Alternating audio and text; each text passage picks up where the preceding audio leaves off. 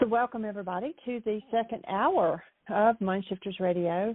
And today is Friday, April the 22nd, 2022.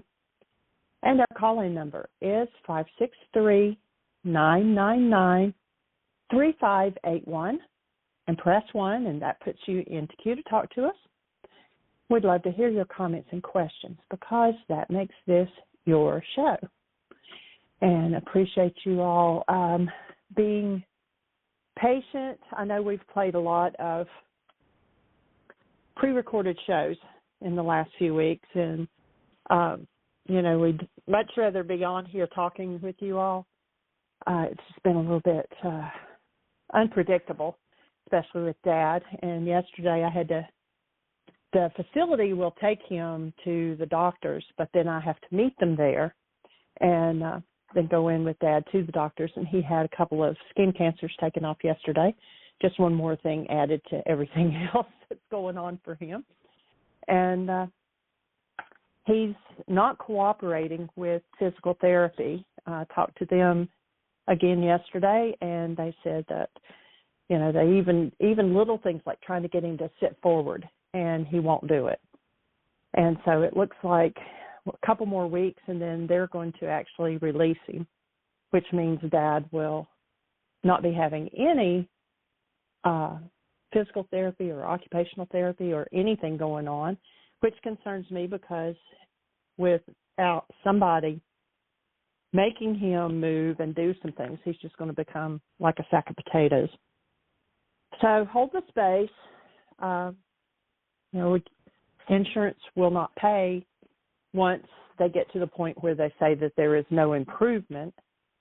And that's basically what they're saying is that, Dad's not showing any signs of improvement or anything. And so there's nothing else that we can do. So anyway, just hold the space for us. And thank you for being patient when we have to play a recording. We're actually going to have to do that a couple days next week as well.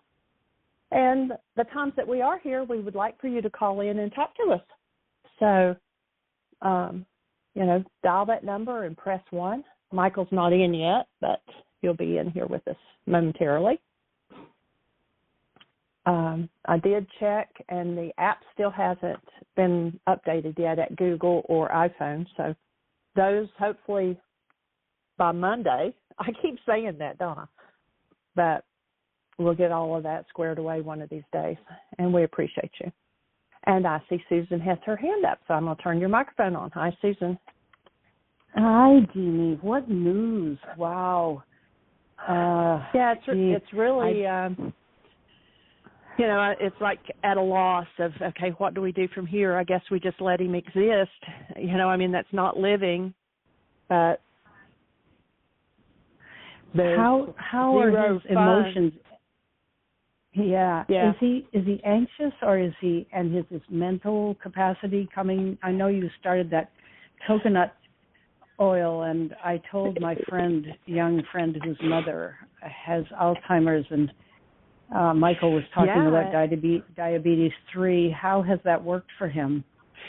It actually has worked really well as far as, and I was so totally surprised that the physical therapist said yesterday that Dad wasn't cooperating because, I had actually come home the day before and told Michael that Dad was the most alert and the most there that he had been in a long time. I always show him pictures, on my phone of things that we've been doing in Aria and the garden and stuff like that. And he talks and one of the aides actually came by and looked at his thumb, and she said, what'd you do to your thumb? And I said, he can tell you that story. He can't tell you that I was here yesterday, but he can tell you about almost cutting his thumb off when he was a kid, And so he started telling her, and I said, he's still got the farm. And she asked him how many cows, he had, and he just talked about them being happy cows. We didn't grow them to slaughter them, that once they had calves and the calves were weaned, then they did sell the calves. And the only reason they have to do that is because the bull would try to mate with the calves, even though they're his, and we don't want to inbred like that. So they do sell the calves when they are weaned, but otherwise, I mean, Dad's got some cows that are 18 years old. You know, I said they're happy cows. They just, you know, they're just there to keep the fields, you know, chewed down and stuff like that, so they don't have to mow every field. And mammalian lawnmowers. Wow. Yeah, really. And they move them, you know, from field to field, so they're allowed to stay in one field until they've chewed it down, and then they move them into another field. And the cows, it's so funny because when Dad got to where he was just walking with a cane or a walker, he could still drive, you know, the mule, or somebody else would, that's what they call it. It's a Kawasaki. It's like it's not really like a four-wheeler. It's safer than that. And I see. The cows are so used to hearing it that you can just drive up to the gate to open the gate, and all the cows are there because they know that you're going to take them to a fresh field. You know, I said it's a different term of driving cattle. You know, when I was a kid, we had to go there. And, we had to walk behind the cows with a stick, you know, and drive them into the next lot. And so now they just follow the truck into the next field. So anyway, they're just like big pets. Wow. So where's the farm? You know, it's in Jonesville, Virginia, which is, if you were looking at the state of Virginia, it's almost in the far west corner of Virginia. And how so it's far about from an hour. You are It's about an hour. And the farm also has the family graveyard and everything. So it's like everybody in the family is buried there. And the last time that we took Dad was actually when one of my cousins passed. And then before that was when my brother passed. So, you know, he even told the nurse yesterday, he was like, you know, I don't get to get there very often anymore, you know. So, I mean, he talks and carries on and plays dominoes and, you know, does all that. And, you know, the biggest thing is that he just won't move. But then yesterday at the doctor's office, they wanted to check. He has some bed sores because he's, you know, always either just in bed or in the recliner or in a wheelchair. He's just always sitting. And so the nurse got one arm and I got the other. And I said, okay, Dad, I said, you hold on. You know, the thing they usually have patients to sit up on. And I said, you hold on to that and stand up for us. And he did fine. You know, so he just needs something really solid. And they don't have, you know, at the other facility he was at, they had this thing that kind of jacked him up and he held on to it. And then he would move his feet and kind of walk, but the most of his weight was being held by this thing. And they don't have it at the assisted living. So if he doesn't cooperate and use his own strength, even though he's lost so much weight, I mean, he's just like so skinny now. But it's just, you know, like what they call dead weight. You know, it's just, you can't hardly lift him.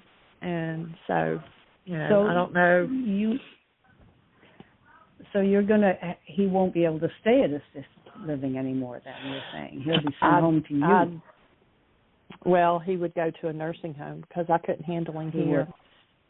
Yeah, I was going to say. The house is a split level, so you walk in the front door and you either walk up 6 steps or down 6 steps. You know, and he can't walk at all, and so you'd have to carry him. Wow. So, at this point, you know, but mentally he's doing very well. I think the coconut oil, the MCT oil, is helping him tremendously there. But, you know, he just needs to move his muscles, and the more he doesn't move, the more, you know, his legs are just like appendages hanging there. We're hoping that since he's already there and they're collecting their $6,700 a month or whatever, that they're probably not going to be in a hurry to throw him out, hopefully. But we don't know at this point how that's going to fall in place. Wow. And who's taking care of the space? farm? I have a cousin and an uncle, and basically, and it's a really, you know, it's a good deal. I mean, Daddy doesn't make any money off of it, but when they do sell the calves, they get a quarter of the profit each. So Dad gets half, and then they each get $0.25, and that's their payment for feeding them and moving them and, keeping the fences up and all that stuff. So, wow, you're juggling a lot. Yeah. Just keeping track of a lot.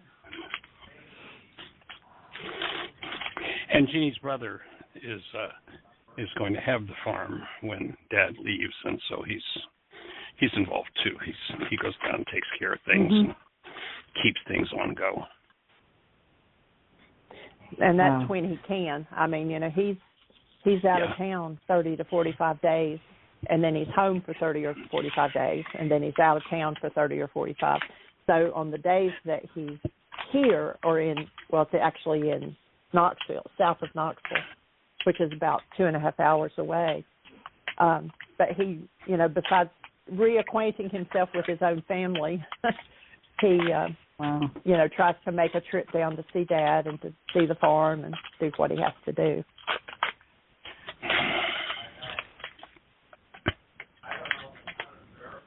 So how are you, young lady? I'm doing my work, Michael. Well, that's a good thing. I'm glad you're saying that with a smile on your face. Isn't it an awesome privilege? Yeah, well, it's so weird, Michael. I don't, because it's nonverbal. I'm accessing the junk via dreams. Right. And memories that are popping up. And it's like working with a puzzle. So, well, there's a good chance from the sound of it you're working with pre-verbal stuff. It does seem that way, but I was so, when you said, and you've said it so many times, but you have to keep saying it until it goes in. You said rage is an addiction. And I thought, well, I still have, it's rare, but I still get triggered to rage mostly when I bump into something. I am suddenly hit. And of course, I'm doing the hitting. I mean, a cabinet doesn't walk off the wall and come and slug you, but I might get up and bang my head, and there's a flash of rage, right, as if I've been hit. And I know darn well that's not true. It's like the woman who, did you tell this? No, I think I read it somewhere. The woman who got into a mess on a country road, and she ran into a tree, and she insisted that the tree jumped out in front of her. It's the same idea. Oh, that's the way the mind works. That's it. I know. Isn't it amazing? The non-being mind. I would like to tell you a dream, and I know dreams can be so dull when people tell you about dreams, so I'll make it really fast. They can also be very pointed. Well, maybe. I was at a retreat center, and there was a guru there, and I was unable to listen to his talk because I was in the kitchen helping with the cooking. And at the end of his talk, a line formed. People wanted to introduce themselves and to get a blessing from him or whatever it was. And I was finished with cooking and went to the end of the line, and became my turn. And I turned into my clown. I was unreal. I was a fake. I just was super friendly and silly and unconscious. And he opened his mouth to laugh, and it was like he opened his mouth into the universe. I looked into this humongo mouth, and he was laughing. And there were huge teeth that were also like the pipes on organs, and huge teeth at the back of the altar that formed this amazing mosaic of different colors of off-white and white, and around the edges were other teeth that were really human figures. And I just didn't know what to make of that, except that I recognized that I hadn't been real to him. And then he closed his mouth and looked at me. You know that story about the young man who came to Jesus and said, well, what should I do? And he looked at him lovingly. This man looked at me lovingly, and he said something that I can't remember about, it's okay now if you become real. It's okay to become real now. So I went outside, and there were a mother bear and 2 baby bears running in terror in the woods, running away from something, and they had blood on them. And then after them came the father bear, and he was missing a hind leg, and he was lame and limping, and I ran inside and said, "You got to shoot him dead, shoot him dead." And that's the dream. I don't know what to make of that dream, but I kept thinking that bear and rage are connected somehow. I don't know. But anyway, so if you can do anything with that, Michael, you're a genius as usual. Were there any emotions in the dream for you aside from this urgency to put the bear out of its misery? No, I don't think so. I don't remember feeling I wasn't afraid of the bear. I felt badly for the bear. Right. He was in trouble and terrible pain, but I wanted not to have him have that pain. That's all. Yeah. So notice the thing that you're working on is your pain that you realize is covered by this flash of rage, and that you don't want to have that pain. And is the bear a symbol of you, and do you feel like there's a piece of you missing because of whatever this is that's not resolved? And my take would be that the guru would symbolize wisdom, and the mouth would be, watch your word. You know, how many times have we said, my words fly up, my thoughts remain below?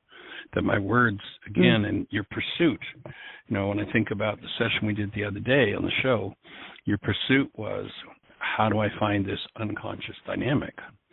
And, you know, we spoke about forgiveness as the modality, the way to get there. It isn't a function of memory, it's a function of forgiveness to go back to the point where the original offense occurred. And it sounds like you're getting closer to that. And my take would be that the opening of the mouth as it was, probably if you just take a new approach or a new level of observing your own words, watching your words, that you're going to get some clues as to, now that you're discovering the harmed part of you that doesn't feel whole. And if I think back over the years we've been working with you, you know, the perennial issue is always about how I'm not whole, I'm not good enough, I don't do it right, I'm going to flub it, you know, 1,000 variations on a theme. And it sounds like you're getting closer to being strong enough. You know, bear is a symbol of strength and power. Strong enough to be able to go there and to process through and watch your speaking and carry on with your work. And what I'd love to do is, if you would, is have you repeat the dream again now. Okay. Observe your breath. I was at a retreat. Okay. I wasn't breathing. Okay. I got it. I was at a retreat center, stuck in the kitchen cooking, and there was a guru there, a very big, tall man. I didn't say that before, who was giving some kind of an inspirational talk. And at the end of the talk, which I missed, everybody lined up to speak to him, and I got on the end of the line because I was finished cooking. And I got up to him, and I was just a fake person. I was just a social, silly clown person. And he noticed that. He opened his mouth and laughed at some point. I don't know the sequence exactly, but he opened his mouth and laughed, and I saw the universe in his mouth. And the universe was like a huge cathedral, and the teeth were beautiful and arranged in mosaics at the back, and organ pipes and human, you know, saints, but statues made out of teeth. I don't know about that. And then he said something to me about it's okay to be real now. And he loved me. He was loving me. He was kind. He didn't, you know, he was just kind and sweet about it. And I knew I deserved worse, but he was kind. I deserved to be punished. So, and I know that pitches right in. And then went outside, and there was a forest, and there was a mother. Yeah, there was a mother outside with her cubs running away, screaming in terror, and then the father bear was coming in the other direction and crossing toward me, lame, falling lame, and his right hind leg had been blown off or cut off, and it was all bloody. That's pretty much it. I think if you start, or not start, but go to the next level of willingness to go into your own desert, your own unconscious, the wilderness. Yeshua suggested 40 days there. I might suggest it might be a time to make a commitment to doing 5 worksheets a day for the next 40 days, really going to a new level of going into your own desert, and know that in your mouth is the wisdom in your internally, not externally in the wilderness. You're not going to find the answer out there. You're not going to find the problem out there. You will find the strength, perhaps, the bear, the power, but where you're going to find the beauty and the truth and the structure of wholeness is inside of you. Wow. And Michael, what's coming up in my memories is of my mother. My mother cried in front of us once or twice in my entire childhood. And she was very ashamed of crying and hid. And she didn't want anybody to see her cry. And I found her in a downstairs bathroom facing out the window, stifling sobs when I was in the first grade. And I got out of there. I mean, the door was open, but I got away from the door and pretended I didn't see anything. And she came out, and her eyes looked like fried eggs, and I only took a glance because I knew I wasn't supposed to see that. And then she did my hair, and off I went to school. But I'm remembering that for the rest of my growing up years, I would fall in love with my female teachers, which I've mentioned before, and my fantasy was that they were hurt and I could help them and help them feel better, over and over and over and over again. So that's a new level somehow on that. fits in all that. Yeah. That sounds like a new level of comprehension around that issue that we processed several times, but a new level of seeing yourself. If I remember correctly, there was a point where you touched into that energy, and underlying everything you had judged yourself for was the desire to touch your mother. Oh, yeah. And it sounds like a new level, right, to be intimate. And it sounds like a new level of your willingness and your ability to be touched and to come out of hiding. It sounds like you got the message from Mom, big girls don't cry and we don't show our weakness. Yes, we are wounded, we are damaged, but we don't let anybody see it, including ourselves. And I'd invite you to just step into the safety of embracing everything that's in you, everything that's there, and that the wisdom. A lot of times people are looking for the guru. It's somebody out there in some ashram somewhere. The guru isn't out there. The teacher's in here. Yeah. It's in your own mouth. It's the wisdom that will come out of your own mouth that will heal you. Thanks. And exposures. How about a MindShifter? Yeah. Okay. My pencil. Self-exposure. Self-exposure. Okay. Especially to myself.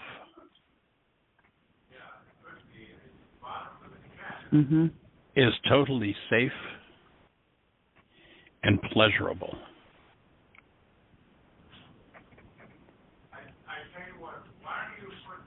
Okay, I got it. Self-exposure, especially to myself, is totally safe and pleasurable.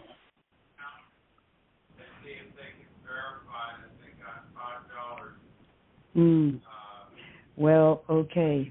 Yeah, stuff is coming up. Okay. And where Mom could only bear, it sounds like bear, interesting word to put in there, the looking at her own sadness, weakness, self-deprecation, whatever that was about, those tears you saw, could only do that in secret. And it's probably an old family secret. She was lonely. But the structure for wholeness is going to come up. Yeah. Well, when you look at the way you spoke about what you deserve, you know, oh, I didn't deserve this good treatment. What? What? You're the offspring of the Creator and you don't deserve good treatment? Who have you projected that one on? Who have you accused of not treating you the way you know you shouldn't be treated? Gets a little convoluted. It does. In fact, I'm confused. I just don't. I can't follow that. Confusion's a powerful step in the healing process. Can you say what you just said again, Michael?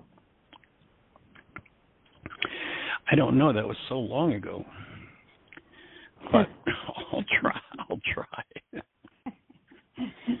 So the whole thing of self-exposure and, you know, that false thought, like in the dream, here it is, he's being very kind to me, but your thought is, but I should be punished. I don't deserve this. Yeah. And my question was, how often, when you've been in that space of self-deprecation, when you've been in that space of self-condemnation, have you denied, dissociated, and talked about someone else as being the problem in your life? I remember working with, this is a different circumstance, but just how subtle the mind could be. I was working with a woman who was having some conflicts with her husband, and she just caught herself, like, just kind of in the nick of time. She was in an intimate situation with her husband, and she found herself fantasizing about another man in her mind. Mm-hmm. And she caught herself, and it was just like, oh my God, I'm so disgusted at myself. And instantly, and this is what she caught, as soon as she, you know, found herself being so judgmental of herself, what her mind did was turned around and was, all of a sudden, she's thinking about, wondering whether or not he's cheating. So here she is, she catches herself in her own mind cheating, and almost instantly, the minute she condemns herself for that, oh, is he cheating on me? So notice that you know the truth, that you are made of God's stuff, you are the offspring of love, and yet there are thought disorders that say, I don't deserve that, I deserve to be treated poorly, badly, punished, whatever it is. And it might be useful to look at times. Remember, the taking your mind back to the moment where the error occurred is a function of forgiveness. You might look at times when you made that instant turnaround and you were upset or enraged or wanted to blame somebody else.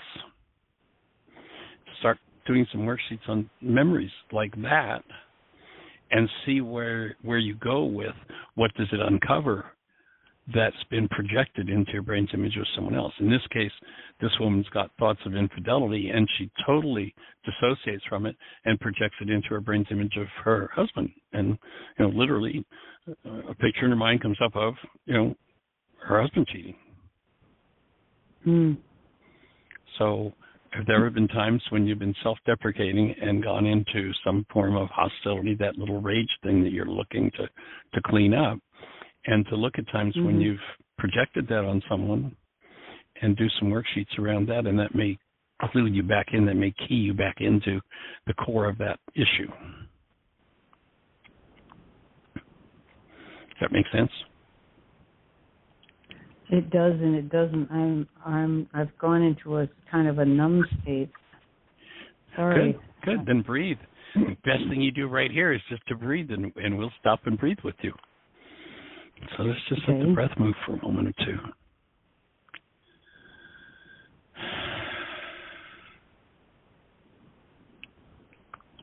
And remember that confusion is a sign that it's a good thing.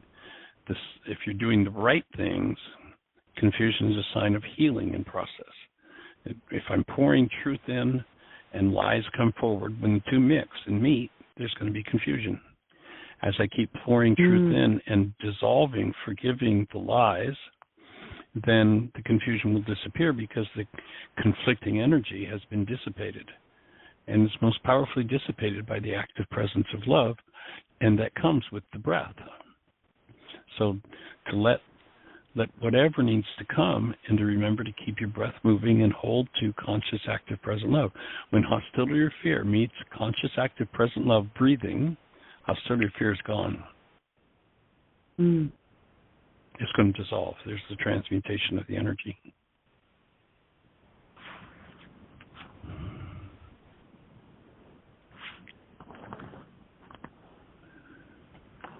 Bill, why did you want me to repeat the dream? Because I wanted to comprehend it on another level. The first time around, there were pieces of it I didn't really get. Okay. Maybe I was in process kind of thing, so I didn't really grasp it as it relates to your energy. So I wanted to go back and revisit it. Okay. I'm glad I clarified that because I drew my own conclusions. Let me just take a guess. Let me take a guess at what your conclusion was. Okay. Did it have something to do with you? Your thought about me, a thought you would have about me, yeah. Oh, and what was that projected thought about you that you thought I would have, that you were having? That you thought I was making it all up and I was lying and that I wouldn't be able to remember it. Oh, wow. That's quite a turnaround. That's really, now there's the wisdom coming out of your mouth. My words fly out, my thoughts remain. Just watch, look at that. So notice that this whole issue of self-deprecation has to do with you being accused of dishonesty. I mean, I couldn't fathom linking dishonesty to the conversation in any way, shape, or form in a million years. That's why I asked. But because I didn't think you just revealed a piece of this puzzle to yourself with your words. So perhaps that would be a worksheet on being caught or being accused of dishonesty. And maybe a MindShifter as a child. Okay. A MindShifter as a child. The more I lied,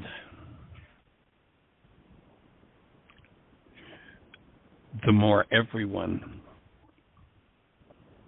cherished and honored me. Whoa.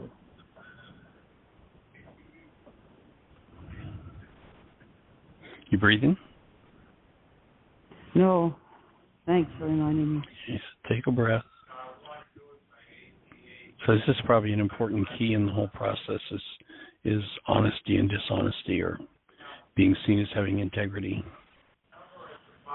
Wow. Another memory popping up. Yeah.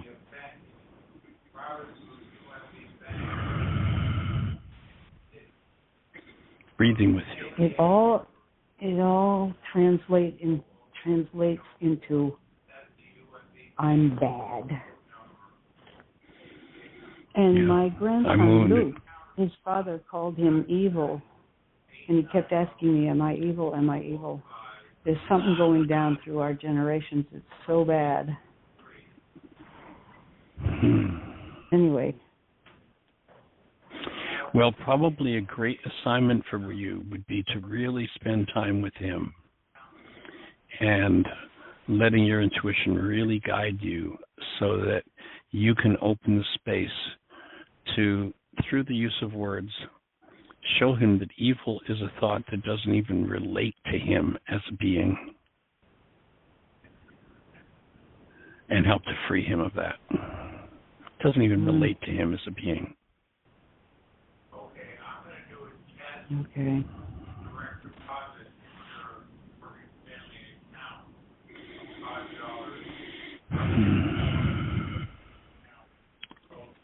Breathing with you. My grandfather, my mother's father, didn't trust me. it was just one incident. But he was my mother's father. So there's something going on there, too. Was he a strong authority figure in the family? He came to live with us toward the end of his life, and my mother had a hard time with him there because he was cantankerous and ornery and demanding. And it isn't like Jeannie's dad, who is physically compromised. He was strong, but he was very limited.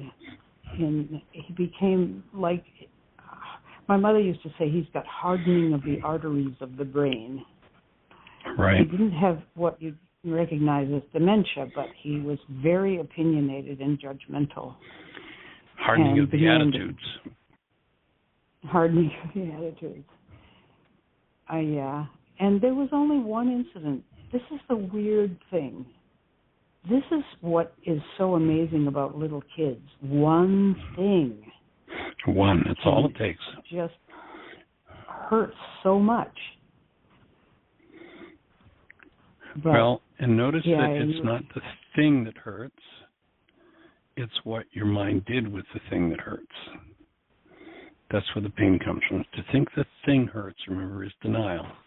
When I think or speak as though something outside of me is the cause of what's moving inside of me. So it wasn't the event that hurt, it was what your mind did with the event. So, that is Grandpa, go ahead. He thought I was dishonest.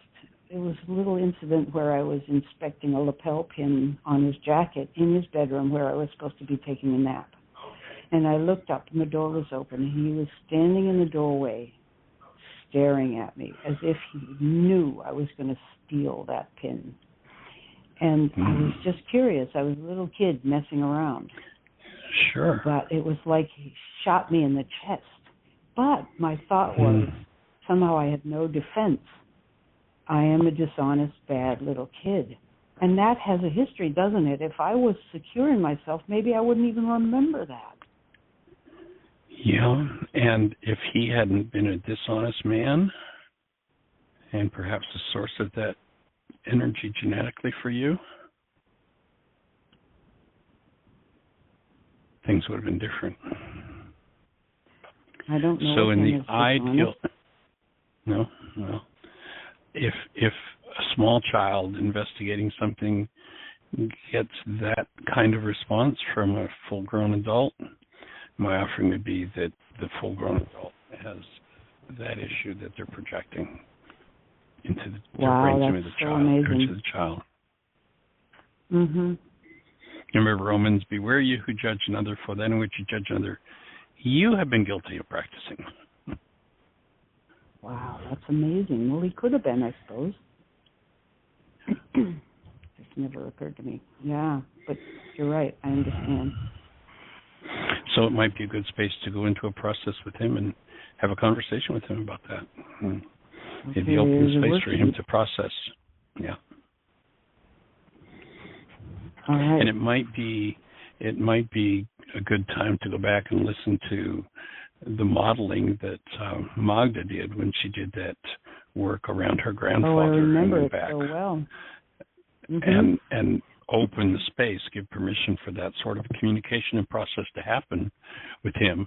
You know, you've got the advantage of you've actually been in his physical presence and, you know, experienced life with him where she didn't even know him. He was gone, as I recall. So. Thanks, Michael. Breathing with you, young lady.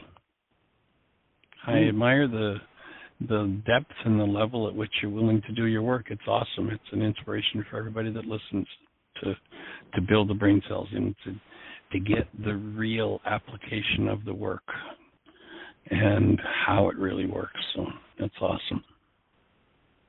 40 days of 5 worksheets a day? Whoa. That would be my invitation. Yeah, I hear it. I'm going to go for it. Sweet. Awesome. And no sugar too, right? No sugar, absolutely no sugar, and I'm much better. But Michael, I have been tired. I mean, I have great energy in the morning, and then I'm just so tired in the afternoon for a while. And I'm associating it with the work, that it's part of a healing crisis sort of thing. I'd like to think and you so may anyway, instead of old age. Yeah, you may very well be heading into a healing crisis, and old age has got nothing to do with whether you have vitality in your body or not. But I know I've had healing crises over the years that, I mean, literally laid me in bed for 2 days, 3 days. Wow. So, yeah, absolutely.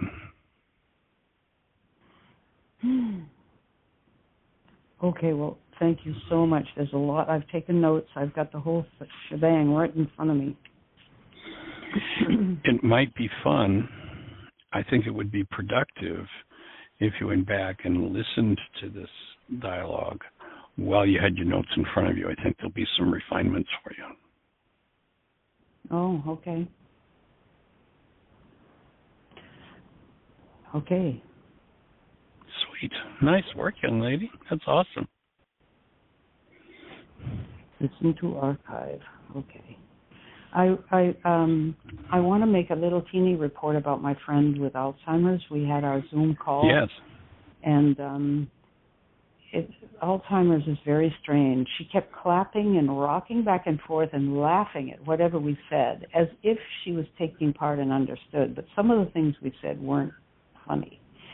So I thought she was putting on an act of being part of a scene and showing her competence, somehow knowing it was lacking.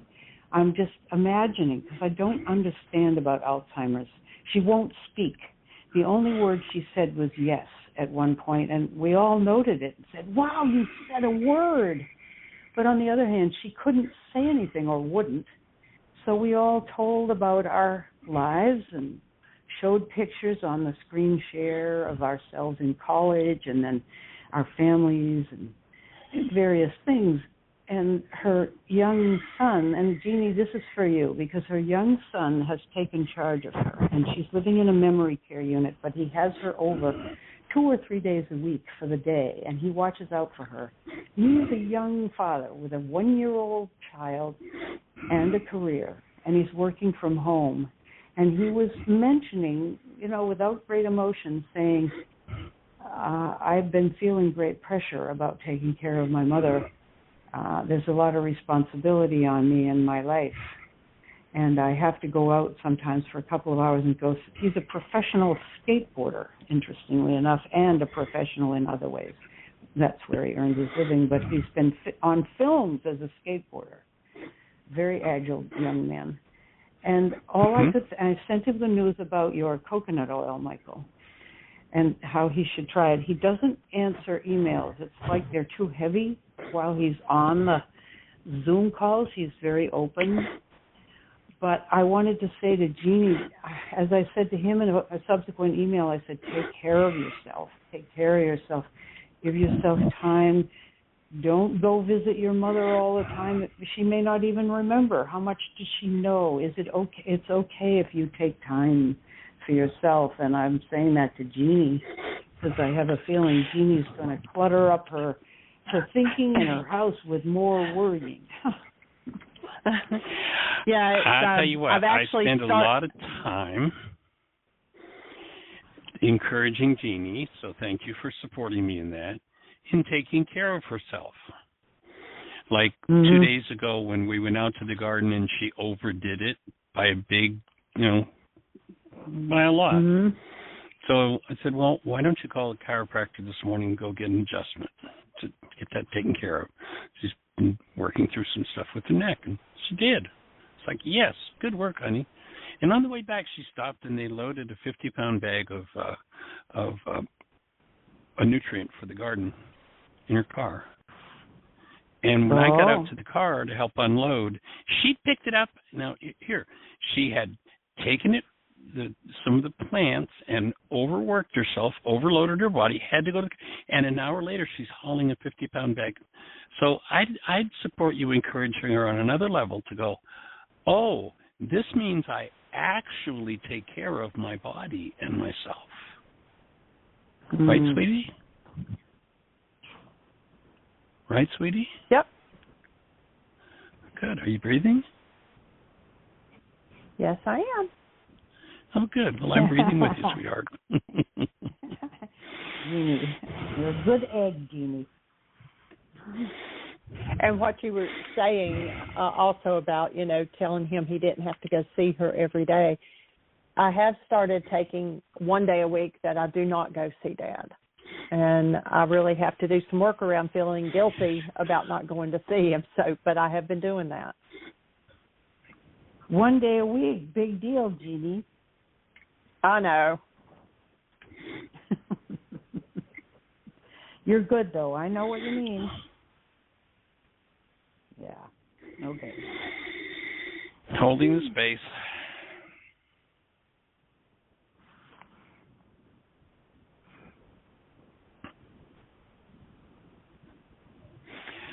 So, any other thoughts for you, young lady? No, thanks. I'm sitting in the soup of it all. So thank you, Michael. Well, remember that when you're in the soup, the fuel for healing is to continue breathing, to continue cultivating your relationship with active present love. Mhm. It's important. So being in the soup is a wonderful place. You've got to be careful your mind doesn't jump in to try to figure it out, and just let yourself be with the process, be with the energy, and move through it. That's been the best permission, is to turn off the non-being mind, because my mind is big on figuring out, as you know. And it's been, you said something, I wrote it down, I hope I can remember what it is. What's the next level? Be honorable to me, be supportive to me, and be respectful. But you said something about, no, I don't have it in front of me. You said something about letting the stuff appear. It'll come, and I don't have to find it or work on it or even know the stuff. That's just great. being willingness, and it may never become cognitive. If all you do is you be in the soup and you process it energetically, that's enough. And that can be a space where, it might be 2 days or 2 months or 6 months later, you're just, walking up the driveway and all of a sudden you have this insight. And, your mind doesn't relate it to anything, but it's actually the insight that was there as a result of that place where all you did was breathe through the energy that you uncovered and processed. And when it was time, it comes to fruition. You can trust that. I mean, you can take it to the bank. It's like if you're willing to turn it over to Rukha, anything and everything that could possibly happen in this field of energy called humanity will be handled by that, period. There's nothing too big, nothing too serious, nothing too traumatic, nothing too degrading, nothing too horrible. If I'm willing to breathe and be with it, remember, Rukha is she who undoes the effects of our errors and teaches us the truth, and she'll do it. Now, if I'm not in willing, it's like, I have to keep this little bit of hostility to protect me. Then, okay, go for it. But notice that you're cherishing that little piece of hostility, and that means that it will not be removed from you. It will not be forgiven. So just in that willingness to, I trust, and it may not resolve today or tomorrow or next week or next month or a year from now, but you can trust that it will all resolve. Just be with it. Great. Okay, thanks. Awesome. We appreciate you a lot. We appreciate you a lot, too. The bad guys down there.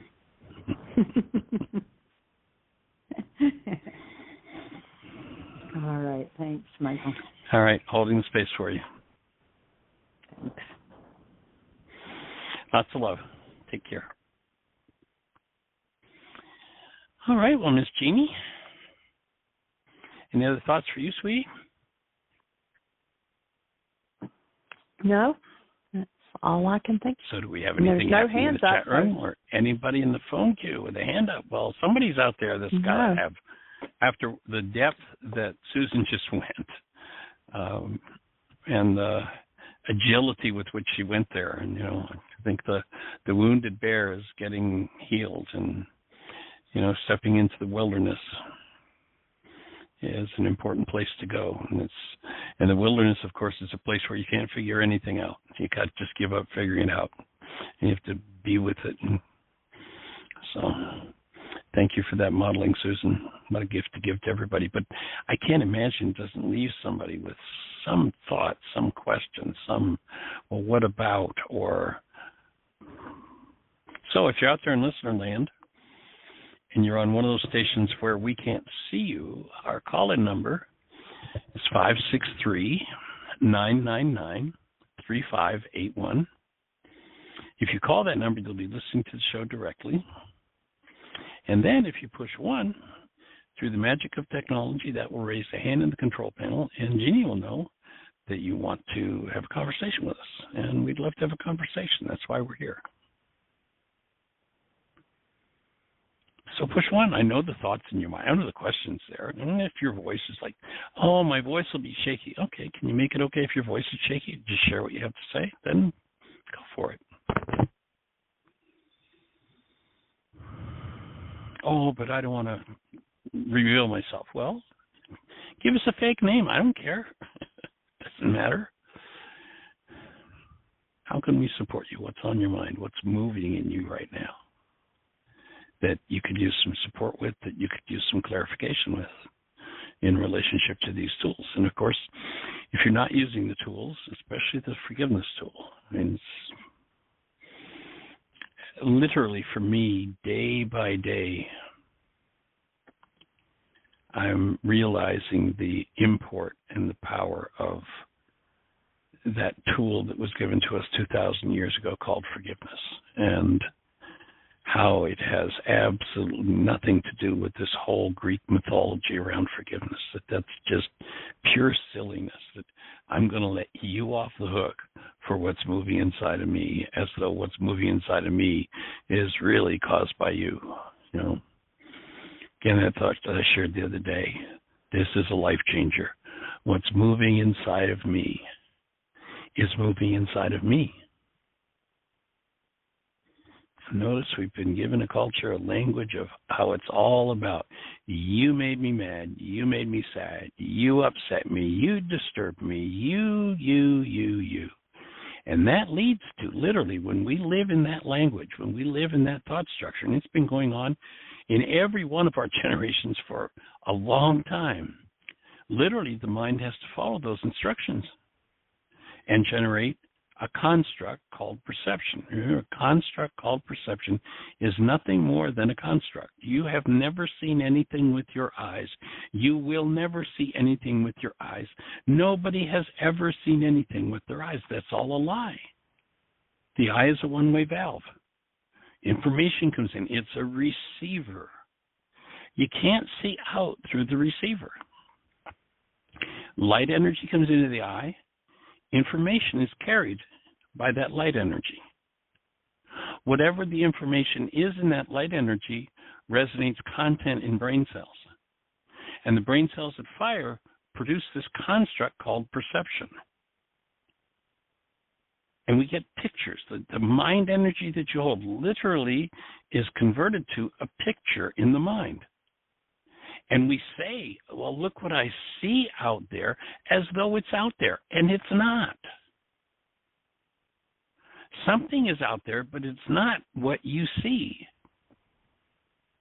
It's a construct of your mind based on the content resonated by the information that came in through your senses. The eye of man has never seen anything and never will. Seeing happens with the brain. We see is a product. There's this conversion process that happens.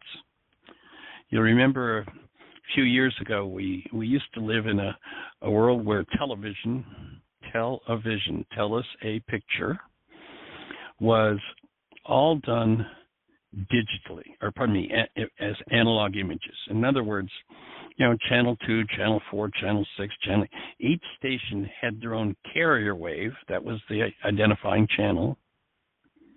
And if you tuned into channel 6, then superimposed on that carrier wave was a picture and sound.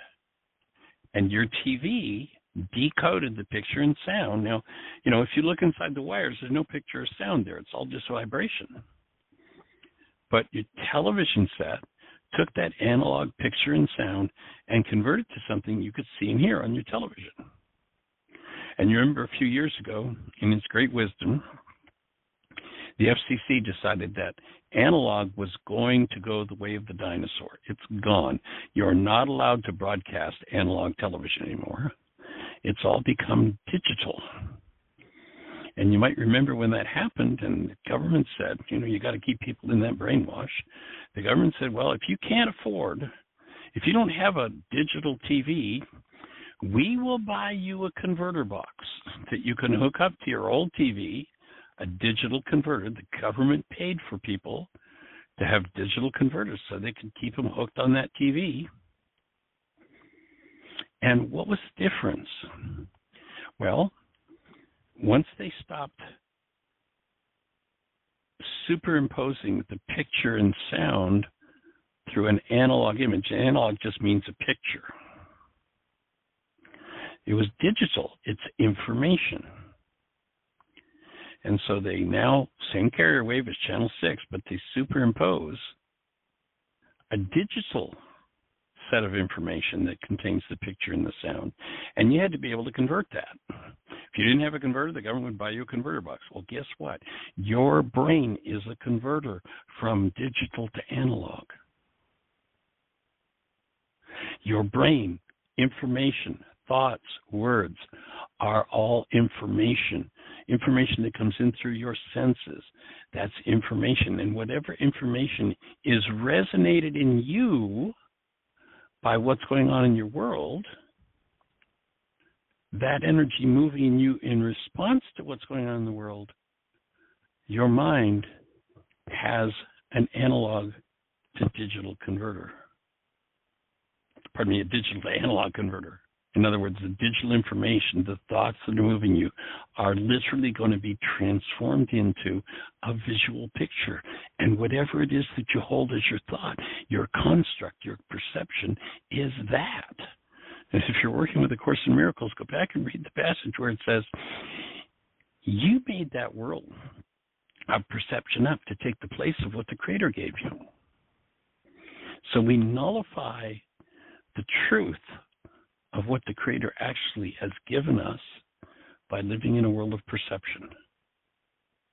And to me, it's the most monumental insight of 50 years of developing this work and many lifetimes that went before that. And that is, the whole key is, how do you collapse perception? How do you collapse that analog image, that picture world in your brain that shows you the lie that somebody else is the cause of what's moving inside of you? And what forgiveness does is it collapses that analog image in your mind based in your mind's lies. And when it collapses in on itself, if you hold to active present love and you breathe, then that which underlies your pained perception is transmuted, is healed. Some of those images are based on such huge masses of data, we could never even start to figure them out. That's why we talk about the number one pseudo-solution. This is out of the codependence work, the codependence intensive. The number one pseudo-solution of the non-being mind is, if I could just figure this out. And you can't figure it out. I don't care what you do. You can spend the next million years, and that little 9-bit space of perception shows up in, we'll never figure it out. But at any moment that you choose to, you can forgive it. And that's where the key lies. And forgiveness means, if it's not based in truth, how do you tell something's not based in truth? You're in some sort of pain or turmoil, hostility or fear. Your mind is lying to you. But notice your mind makes up a digital image of how somebody else is the reason for it. You'll notice, though, if you've been through it 87 different times with 42 different people, you're the only one that was there every time. What your mind shows you is always, first and foremost, true about you. It might be true about somebody else, but first and foremost, it's always true about you. And if there's pain, if there's upset and disturbance in it, then you have work to do. And we're here to support that work. And we invite you to have the best year yet of your eternal life. It's an awesome gift to give the world. The world needs it. You can give it, and let's go for it. Blessings. Thank you.